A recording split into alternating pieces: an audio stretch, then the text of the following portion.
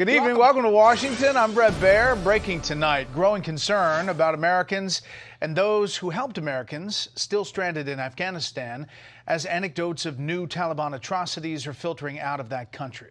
The Biden administration is trying its best to turn the page from the issue that is fueling accusations of broken promises from the president. We'll take a closer look at that in a few minutes. Also tonight, dozens of Republicans are now calling for the president's impeachment over his actions and this phone call with the Afghan president before the fall of Kabul.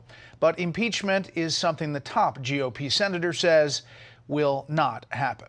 White House correspondent Jacqui Heinrich starts us off tonight live in the North Lawn. Good evening, Jacqui. Good evening, Brett.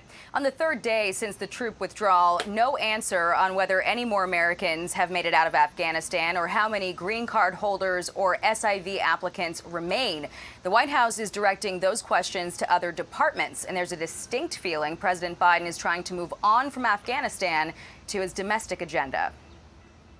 There's a lot of damage. President Biden addressed the nation about storm recovery, but gave no update on Afghanistan and took no questions from reporters as more than 100 Americans and countless at-risk Afghans who helped the U.S. in the 20-year war remain behind enemy lines. There are people who are eligible. We may not even know they're eligible yet, right? It is very hard to define those numbers. Meanwhile, accounts of reprisals those Afghans face are getting more dire. This person said they killed 12 members of special forces in Kandahar, 3 soldiers in Jalalabad as well. The Taliban took them out of their homes and shot them. Given this kind of reporting that we're hearing, is it possible that our reliance on the Taliban to keep their word in terms of our evacuation is misplaced for going back on things like the amnesty promise? No one is saying from the federal government, no one, the president, Secretary of Defense, no one from the intelligence community, that the Taliban are good actors. That is one of the reasons we are being so clear that we are not rushing to recognition. Politico reports shame among anonymous sources inside the White House. One person telling Politico, "I am absolutely appalled and literally horrified we left Americans there."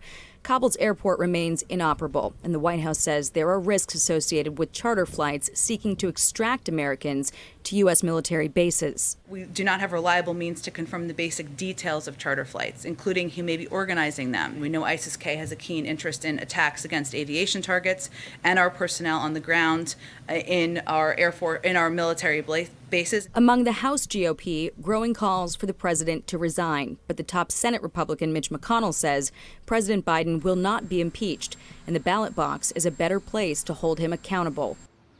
Still, other Republican senators want accountability now. 25 members wrote to President Biden saying while they disagree on whether troops should have remained in Afghanistan, they're all in agreement President Biden's chaotic withdrawal caused this crisis spread.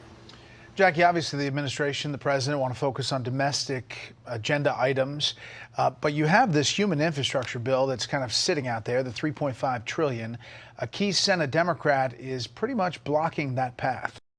That's right. West Virginia Senator Joe Manchin said there is no way he will support that $3.5 trillion social infrastructure package that Democrats want to pass along party lines. He dragged his colleagues for what he called a strange belief there's an infinite amount of money to go around. He wrote, Democratic congressional leaders propose to pass the largest single spending bill in history with no regard to rising inflation, crippling debt, or the inevitability of future crises. Ignoring the fiscal consequences of our policy choices will create a disastrous future for the next generation of Americans.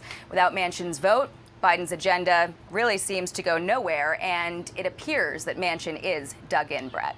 All right, we'll follow that. Jacqui, thank you.